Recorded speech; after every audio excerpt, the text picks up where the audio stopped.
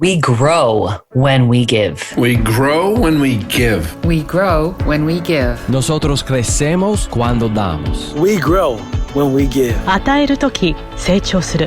We grow when we give. Welcome to R.O.G, Return on Generosity, a podcast celebrating generosity at work. Not financial giving, giving valuable time, alternative perspectives, and genuine collaboration. Our special guest today is Rashida Ricketts, founder and creative director of Graves to Gardens, a podcast that bridges fashion and social justice. She has created pathways to elevate unheard voices and educates her listeners through fashion discourse. She works at Grant Boulevard Brand and Filter Club in Philadelphia, working on social impact. Rashida studied communications at the College of New Jersey, specializing in radio, television, and film, in addition, majoring in journalism. What I appreciate most about you, Rashida, is your calming humility and your willingness to expose us to things that you are learning. Welcome to R.O.G, Rashida. Thank you so much for having me. I really cannot wait to be in conversation with you, and it's such an honor to share space with you today. So thank you so much for having me on your podcast. Likewise. Well, why don't we start with your background? I'd love to hear more about where you came from and what got you to where you are today. Yeah, so I was actually originally born in New York. I lived in New York maybe until I was like about 5 or so. And then my family and I relocated and moved to New Jersey. So not too far, but we moved to New Jersey, lived there until like for most of I still live actually now in New Jersey. As you mentioned, I studied at the College of New Jersey, and it was kind of there where it got me into an introduction into what I do today with the podcast. So while I was at TCNJ, as you mentioned, I was studying communications, majoring in radio, TV, film. But then I had an opportunity to tutor in a prison and in a jail through this scholarship program that I was awarded. So we did 300 hours of service every year, which was a lot of service to do. Amazing. On top of like keeping up with our school schedule, and then any other clubs and activities being involved in. And so it was a lot of service, but it kind of allowed me to really commit myself to what it looked like to be of service and in community with people who sit at the margins. And the site that I really wanted to be a part of, there were several sites that you could choose, but the site that I really wanted to be a part of was the one where you worked with people who were incarcerated. Before I actually got to TCNJ, I was a junior in high school going into my senior year. And I went to visit the Bonner Community Scholars. And it was during the summertime, and they were like, oh, what site would you want to check out for the day? And I think I was doing a week of service with them or something. And I looked on the wall and I was like, it's that one. And it was the prisons. And they were like, okay, well, no. And they were like, you should probably go work with the kids. Like, why? Yeah. Yeah. And I was You're like, why not them? Yeah, I was like, why not? And for me, it was also because I had never had an experience of working in a prison. I had did after school programs already. I had done working with the elderly in my community. I had done a lot of other service service activations, but I hadn't had an opportunity to work with people who are incarcerated. And I was like, that is really cool. I want to actually do this. And also just kind of a little bit of more background of myself. My cousin is someone who has been systems impacted. And so for me, it was kind of like having an opportunity to show up for people in a way that for me, I'm like, I hope he had an opportunity for people to show up for him in that way. It was kind of like, I really wanted to do that, but they were like, girl, pump the brakes. We're not going to do that right now. We're going to send you to the after school program. But I enjoyed it. And so when I became a Bonner, I still they put me on a site with young people who were recommended by DIFAS to be a part of this program. And so it was, they kind of considered it a terminology that people use at risk. But I still wanted to go in the prisons. And so eventually I forced my way onto the site. And when I was working with the guys and the women who were incarcerated, at one point it was towards the end of the semester, we were just sitting around hanging out, and in the tutoring session, instead of just tutoring because the semester was over for them as well. We were teaching or tutoring them in college courses. And so that's another thing. People think that a lot of times people aren't receiving an education beyond high school when they're incarcerated, which is also a misconception. Like, these are guys who were receiving their college, like they were receiving not a bachelor's, but equivalent, more of like an associate's degree. So it was really an incredible experience. And it was also challenging for me because one of the guys I tutored more frequently, he was actually wanting to do math. And I'm like, ooh, that is the worst subject for me, but I will try. We will learn together. So we were really learning together. And it was actually cool because one of his teachers came to the class, like to the tutoring program. And he was like, who's the one who's tutoring Ibn? And that was his name. And I was like, it's me. Like, what happened? And he was like, his grades have improved so much since like being tutored. I just wanted to thank you so much. And I was like, oh my, but it was just like, and again, it was like, for me, I was like, it's probably because I'm learning with him. So like, we Right. like are intentionally trying to learn together.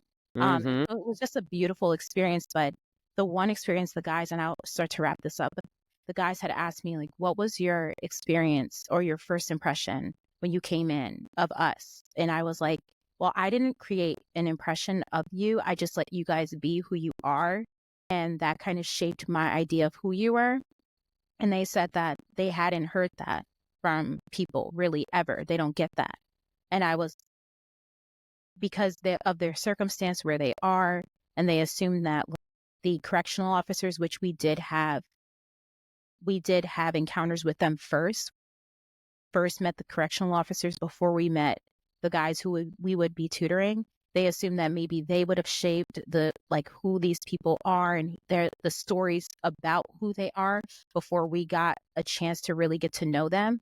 And that really stuck with me, and that kind of created this like light bulb of like, since you're a communications major, and I had a really great leader for the Bonner program. His name is Pat, or his name was Pat. He passed away my junior year of college. But he had always encouraged us to look at whatever your major is and connect that to what you're doing in your service site, and find a way that, so beyond, once you graduate, beyond this program, how could that look like incorporating it in your everyday, in your day-to-day, in the things that you're passionate about? So with that experience, I was like, I could create space, and what could that look like? So I kind of, over years of like trying to figure that out, when I went and studied at Parsons, receiving my master's in fashion studies, I looked at my thesis and I said, I could look at how clothing can inform a person who is not on the inside, what a person on the inside's lived experiences through what they have access to clothing. And then that evolved into me doing a show in New York. And then that evolved into me really wanting to continue those stories in a more public facing way, which led to the podcast. Oh my gosh, so much in there, Rashida. I want to go back to, well, I do eventually want to get to common misconceptions because you mentioned one of them. I think there's loads of them. I would love for you to educate us more. But I'm curious to know, like, what sparked your interest in service? Like, you seem to have a history of service, and I'm just curious, like, where did that come from? Honestly, I really have no idea except from God, I think, because there is no, like, I've always been that person where I've, like, even as a young child, like, looking out for people who are, I guess, at the margins in different ways. So, like, I had classmates who had different learning disabilities, and wanting to always include them and wanting to make sure that no one is like bullying, or I've always been that kind of person. So I think it really honestly is just the Holy Spirit. Who you are. Yeah, just like making that impression on me at such a Yeah. young age, and it kind of just stuck. And I've always just wanted to go out and find ways of like being of service to people. So yeah. And I love how you're saying, how can I take these different things that I'm interested in or that I am drawn to and put them together? And you have found one of the most remarkable combinations of interests and strengths that I've ever heard. And I want to hear more about like how you see fashion as a catalyst to awareness and social justice and all of that. I think that's just a remarkable connection that you've made. Yeah, honestly, is I feel like such an it's not talked about enough, the way that the fashion industry really has an influence on culture and the way that we experience our everyday. And so when you think about like how fashion really is an influencer, the industry itself is an influencer. It could be an influencer for change. And so it doesn't always have to be about like the trendy thing or the thing that is the new, like the newest color shade on the runway. It could be something that is, how are we making a difference? And we can make a difference in very artistic ways. And one of the ways that I appreciate it is through fashion. With my podcast, I also feature artists that are in like the visual and fine arts community, also musicians, poets. So there are like a plethora of artists that are being featured on the podcast, but it's near and dear to me to talk about it through fashion because I really do love fashion. Mm-hmm. And I've actually connected with a really great brand, and that's the brand that I work with today, where she is actually very intentional about her efforts to incorporate the stories of people who are systems impacted. And so we have women who were formerly incarcerated being taught how to sew, or systems impacted in some way, being taught how to sew, being given a livable wage.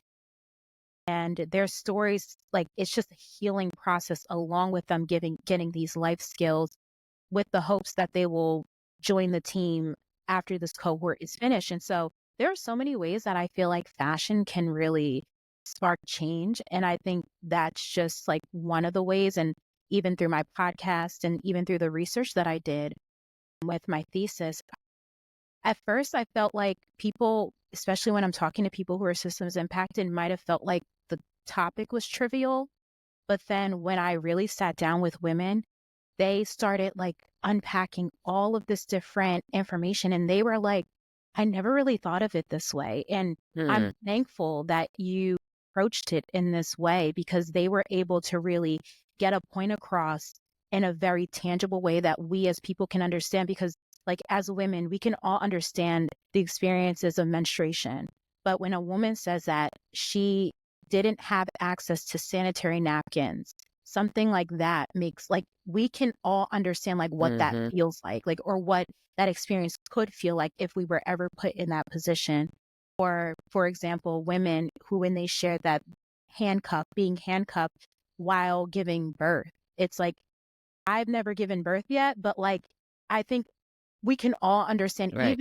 even if you've never, or even if you're a man and you're listening and you're like, that's not my experience, but I can understand like what type of pain a person would have gone through and what is the need for something like that. So, and having that conversation through clothing, it can spark conversations of what change can actually look like, which I did explore in my thesis. And I found out that there were laws that were being implemented in New York City around that time that advocated for the rights of women so that they would have access to sanitary napkins and that they wouldn't be handcuffed, for example, while giving birth, or when they have to go to an outside visit to a hospital, that if it's a serious surgery that has to happen, they won't be handcuffed. So these are different ways that we can think about, like, what does advocacy look like? It doesn't have to look like the ways that,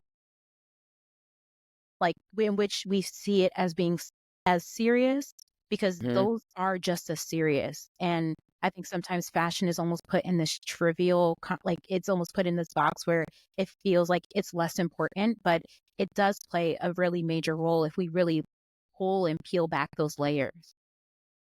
So for those of us who are hearing this and thinking, like, what does that look like? What would be a tangible example that you could explain to us that would be fashion that is, in pursuit of social justice?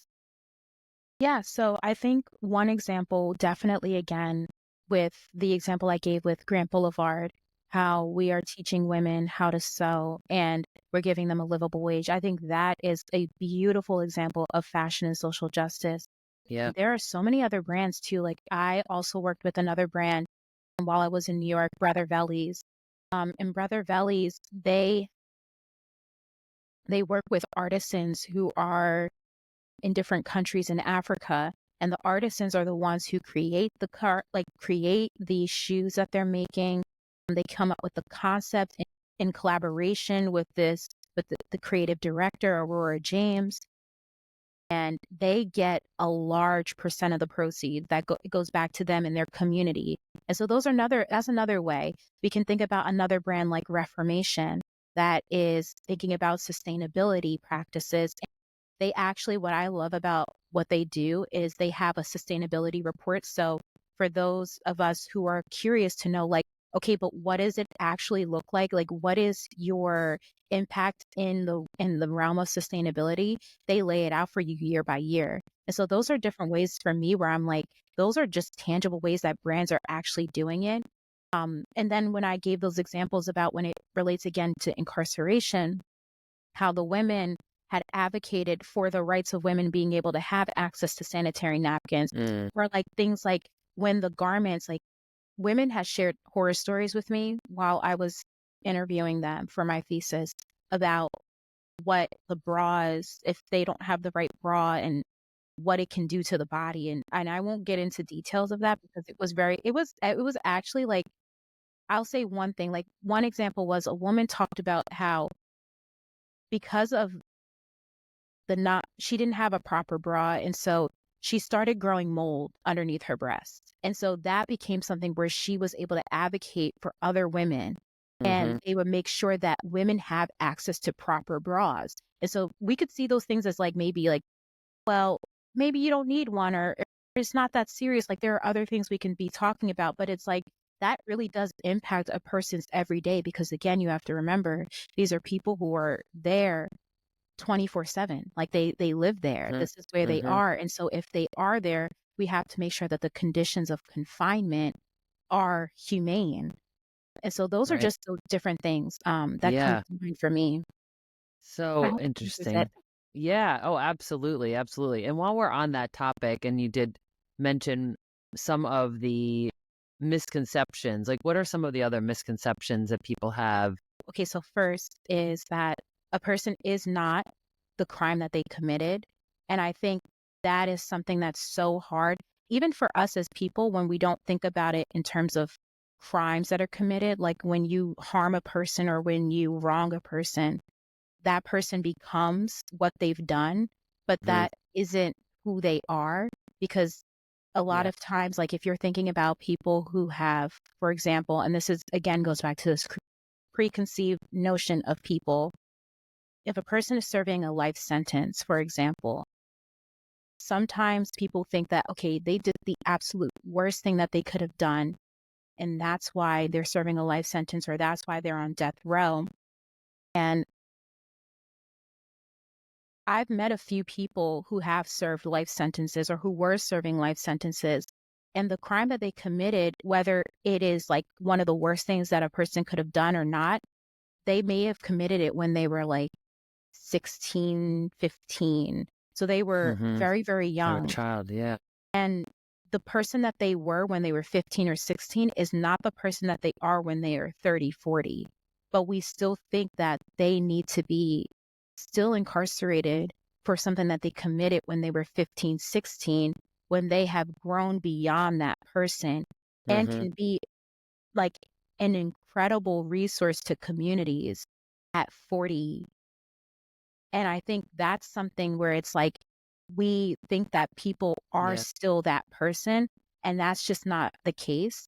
And something else I like love highlighting is instead of the person being an incarcerated person, because I have talked to people who are on the inside and had them on the podcast, instead of them being someone who's incarcerated, I like to reframe it as them being an artist. And I feel like sometimes we don't think of people who are incarcerated as like they're full beings, they're full people, they are artists, they are comedians, they are parents, they are husbands and wives, their sons and daughters, like they are more, or even a lot of people like Christians, like they are people, like I've met so many people who found Christ while they were incarcerated. And it's like, that is another thing. Like we don't know, we still box people into their crime. And I think that is one of the more harmful things that happens. And I understand, because I think we do it to ourselves, even when it's not related to the carceral system. We do it like, if someone wrongs us, they are this bad person. And it's so hard to kind of work outside of that and learn and practice the art of forgiveness and really sit in that, and really to allow ourselves to forgive people beyond the mistakes that the harm that they've done. So through my podcast, I really try to think about like, what does it look like to approach harm in a way that is transformative, that heals both the person that has been harmed, because we have to acknowledge that harm was done and was committed, but then also the person that created the harm, and also the community that is impacted by the harm. How do we heal collectively and holistically everyone involved? And there are really unique and beautiful ways of doing that doesn't look like mass incarceration. Thank you for that answer. You know, as you're talking, I'm just thinking about what it would feel like to be, for my identity to be the equivalent of the worst thing I've ever done or a big mistake I've made, and just to be limited by that indefinitely, that it just seems so unfair. And like, I love how you're bringing out the humanity in them. It's like this multicolor experience of this human that's multidimensional, not just like the one. It's like a choice or a decision or a situation that may have happened when they were children, like you said. So it's just an important thing to remember before you're like boxing someone in or thinking that you get it, because you don't. Like you talked about the community that's impacted, the community that created that human being and the situations that they were experiencing that caused them to behave in those ways. I mean, those are like the deeper layers of humanity that is easy to not think about. It's easier to just say, well, good, that's where they belong. We're like, is it? You know?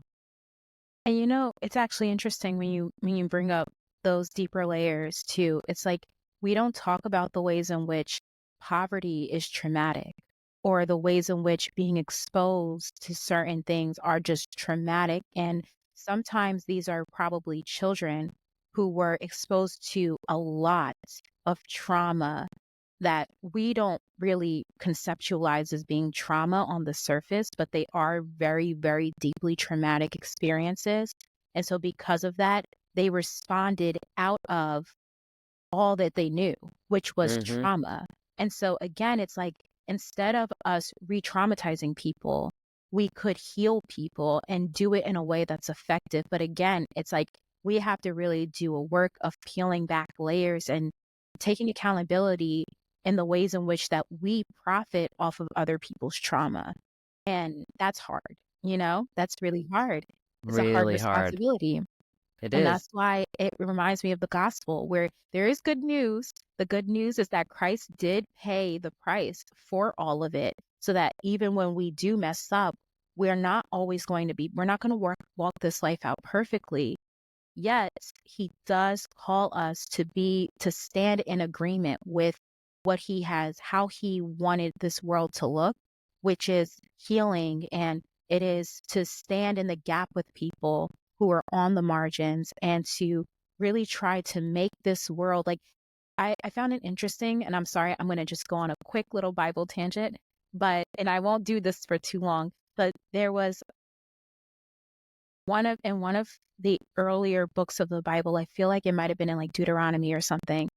It was talking about the ways that we were supposed to, like, if you had access to land, you were supposed to leave a portion of your land for people so that they can come, and especially if they don't have, they can come and they can take some of your crops, and it was supposed to be left for people. So God had actually set it up so that we weren't putting people in deep poverty.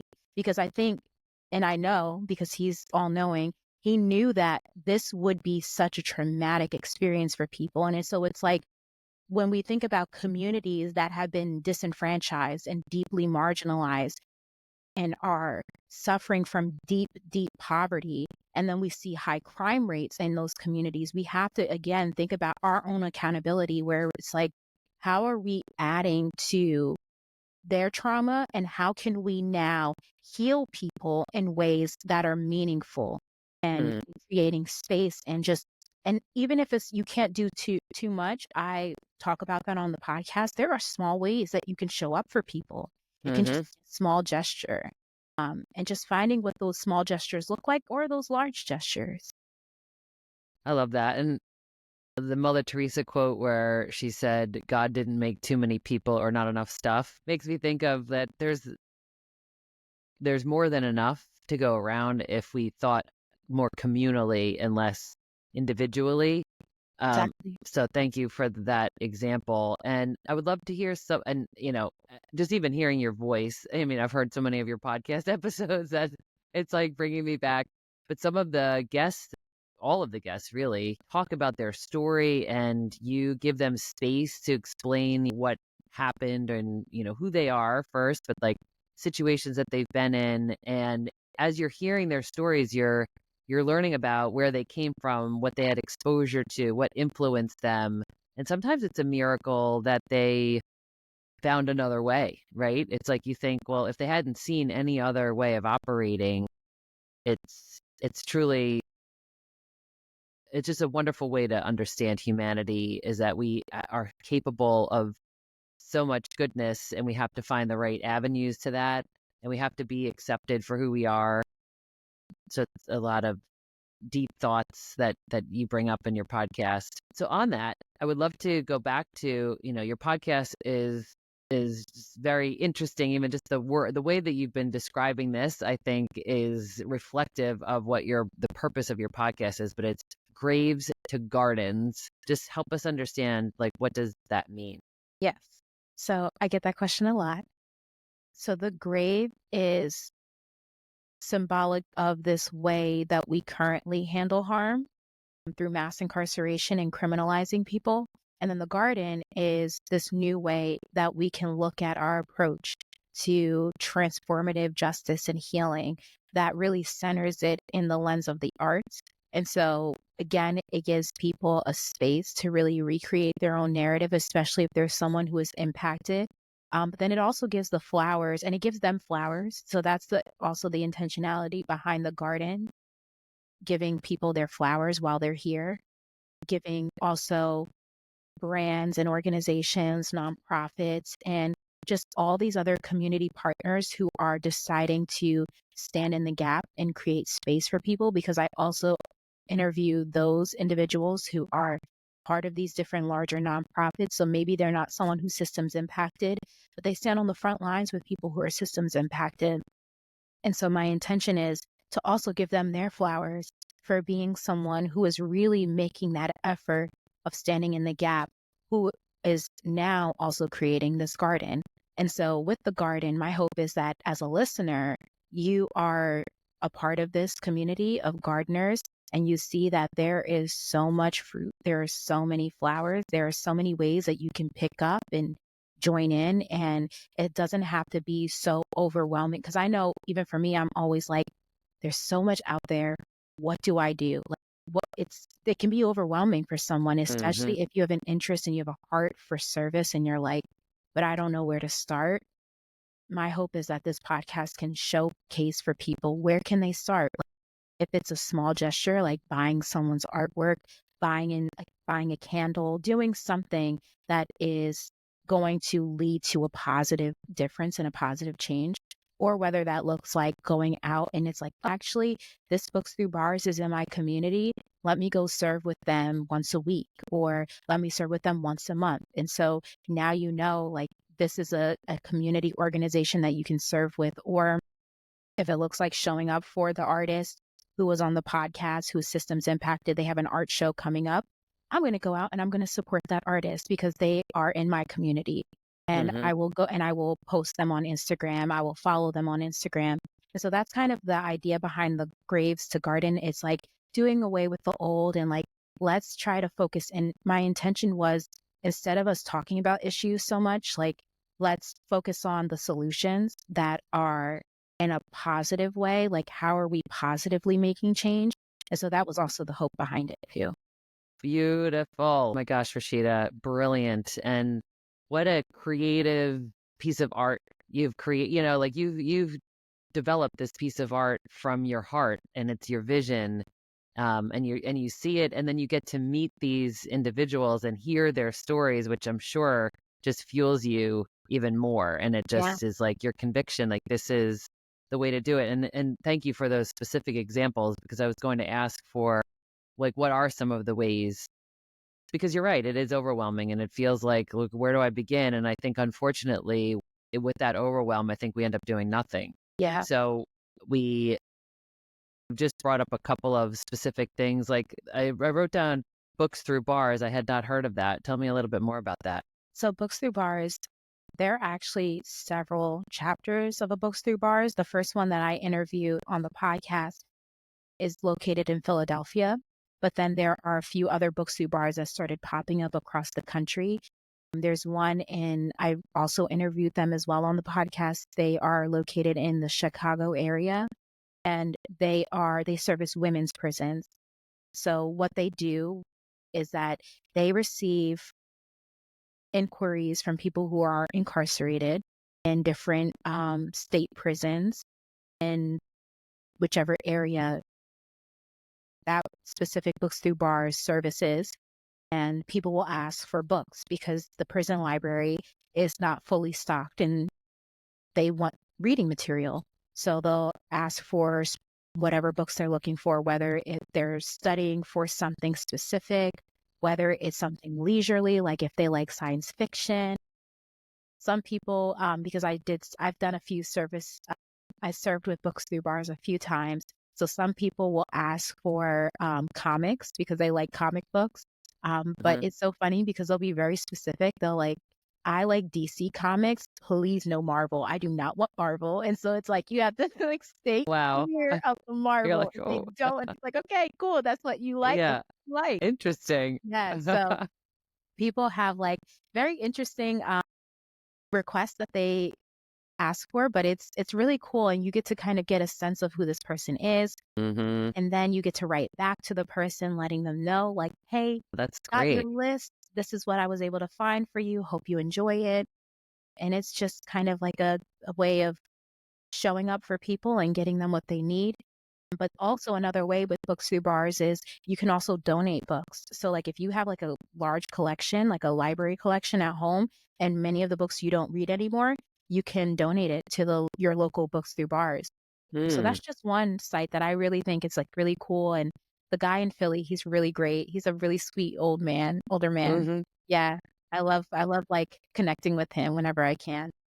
That's so sweet. And what a tangible way to impact. And you talked about letters. Is there a letter writing place that you could connect with if you wanted to communicate or send words of encouragement?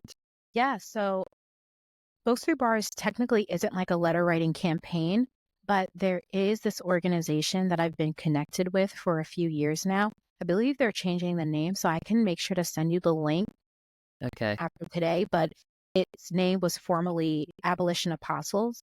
So it was actually really cool. So they didn't just have a letter writing campaign. They offered people the opportunity to write letters, but then also they have like a phone bank. So, and I would serve with the phone bank.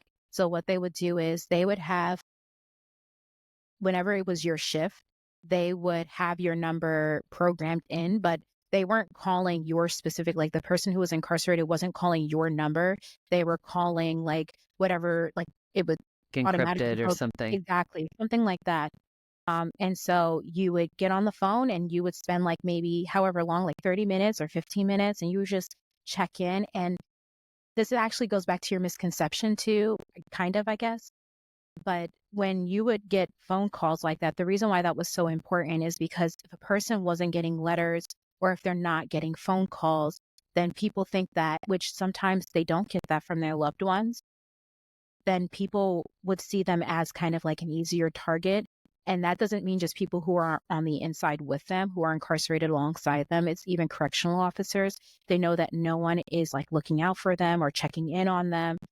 And so that kind of provides them with a sense of security and protection in ways too, to have like a community of people just checking in. But I talked to a few people, and it would be like reoccurring people that I would speak to. And it was really great being able to connect.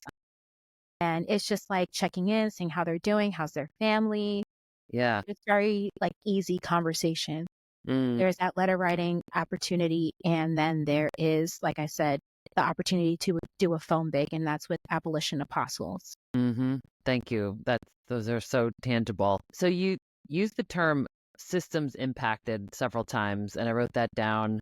That's just good language for us. Can you help me understand like how that came to be or why you used that language?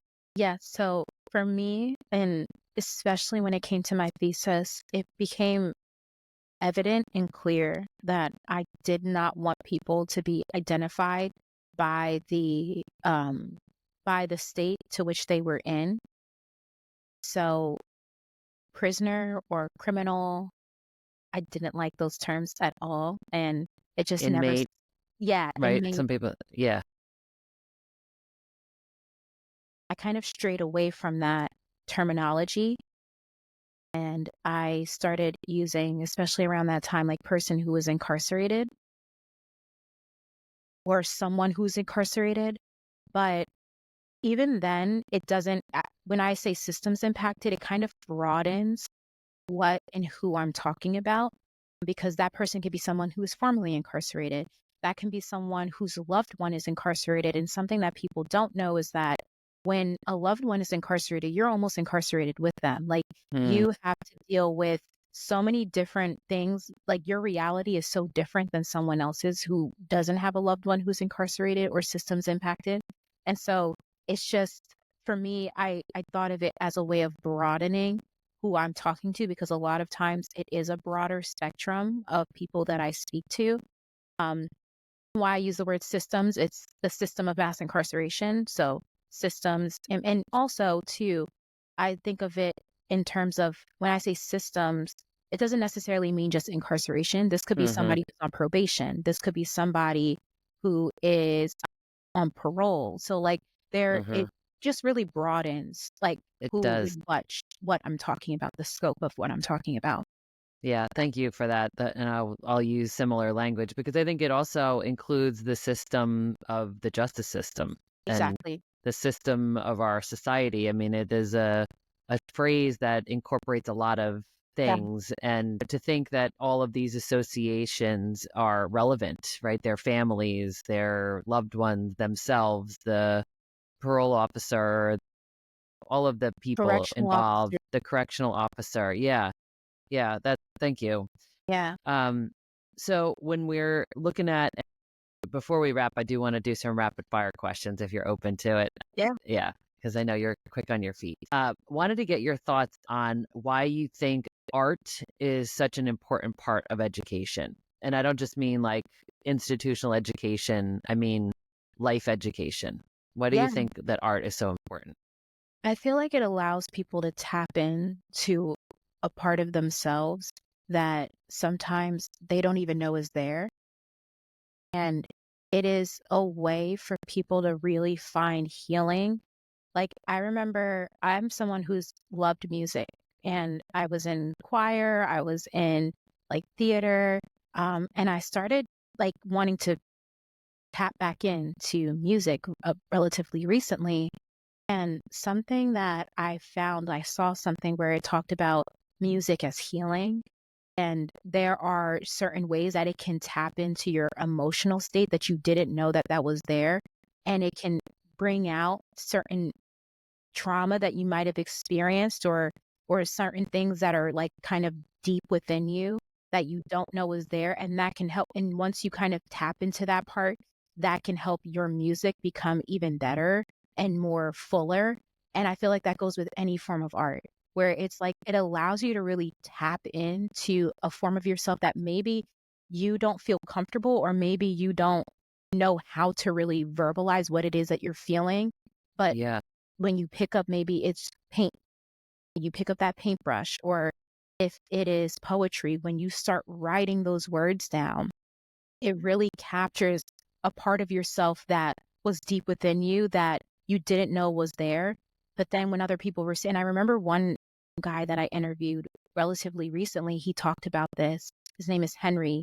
He was like, but when people got to see it and they could identify with it, it made you also feel like you're in community, and it made you feel less alone and less isolated. And so I feel like with art, it allows you to really learn about yourself, learn about your community, learn that you're not alone in this experience, and that there is healing, and there is something on the other side of this. And so, yeah, it's just really beautiful experience and expression of like humanity, I think. Yes. So much of what you've shared echoes that sentiment. And part of what it's bringing up for me emotionally is the need that all of us have to be in community. Like we all need to be loved and to love and to belong. And so from the letter writing to the phone calls to the podcast interviews to the appreciation of someone's art to the like thoughtfulness of like how could this person feel included and a part of and not shunned from or separated is it's just you're looking for opportunities to really recognize people's humanity, and that's remarkable. All right, so let's do some rapid fire questions. Ready? Let's go. Okay, so the first one is, what's your favorite song? Ooh, my I favorite. didn't know you were going to talk about music. I know, Yeah. not at all. What's my favorite song right now? Yeah, or a song you love. That's a hard question. So what's Okay. what's a song you really love? A song I really love. I'm gonna pull it up because I'm like, what is it that I've been absolutely actually, okay, wait. I know a song there are two songs that I really love right now. One song, it's by, what's his name again? My gosh. Nat King Cole. It's so random. But it's "'Tis Autumn" because I'm really a fall girl right now. And I've always been a fall girl. I love the fall. I'm seasonal. I love Yeah. it. But "'Tis Autumn" is really, I love this song so much. And it's random, but yeah, I love it right now. And another one that I love, "Prepare the Way" by it's by Maverick City, I believe. Maverick City Music. Okay, I'm going to look those up. Thank you for that. Best or worst advice you've ever been given?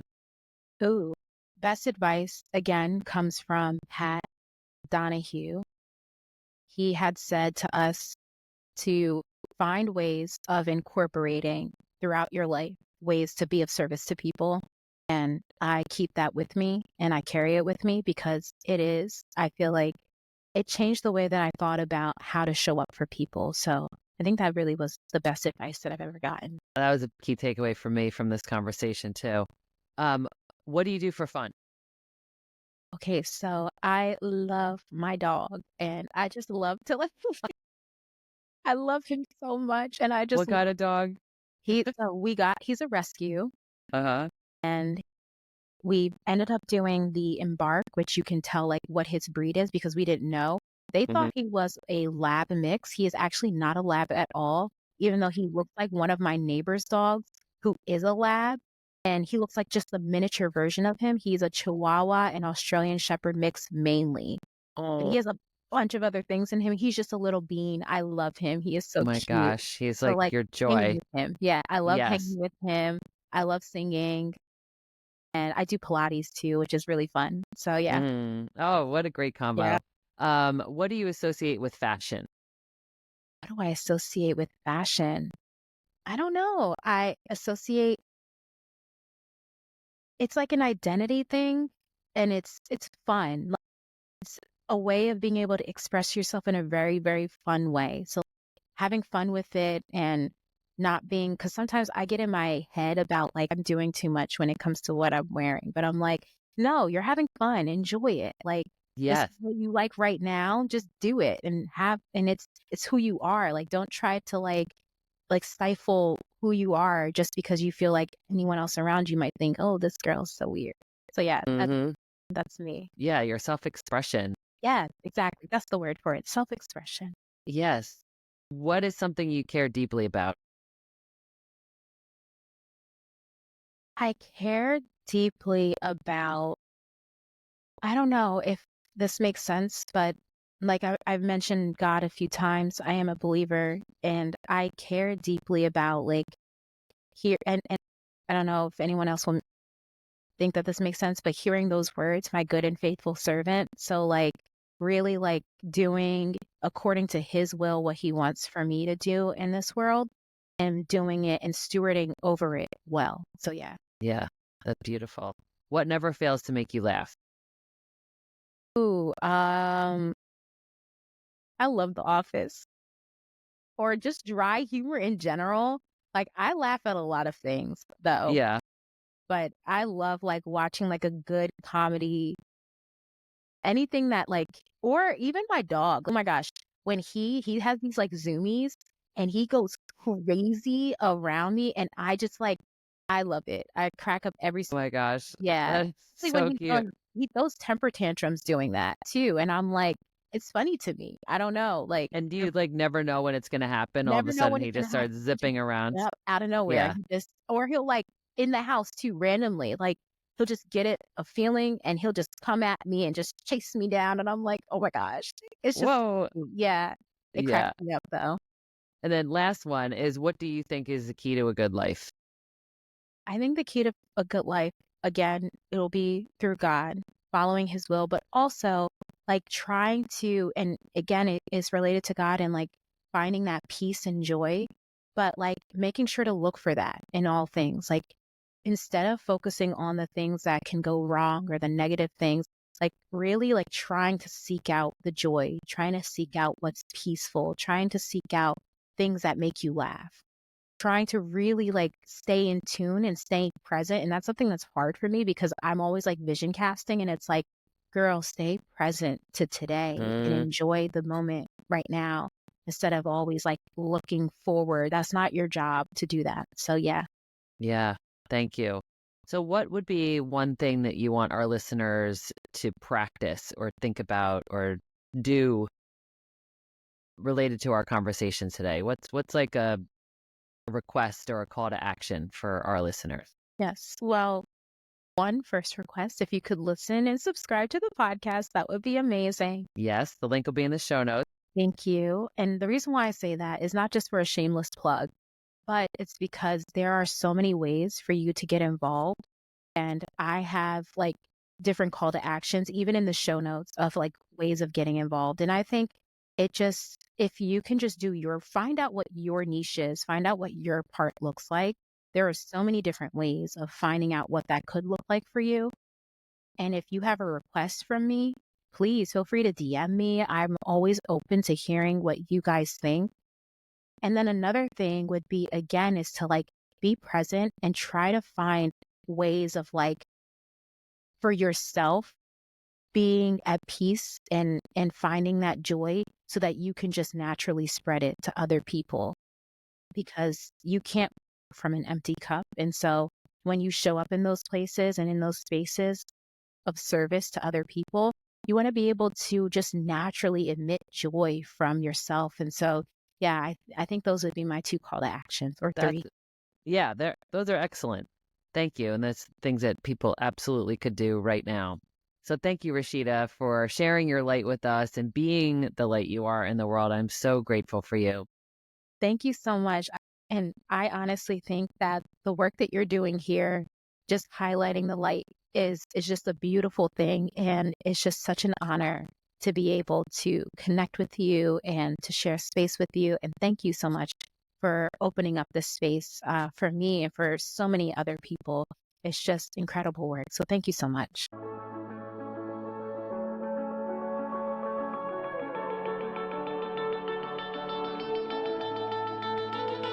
Thanks for listening to R.O.G. Return on Generosity podcast. Please help us grow by subscribing and reviewing us on your favorite podcast player.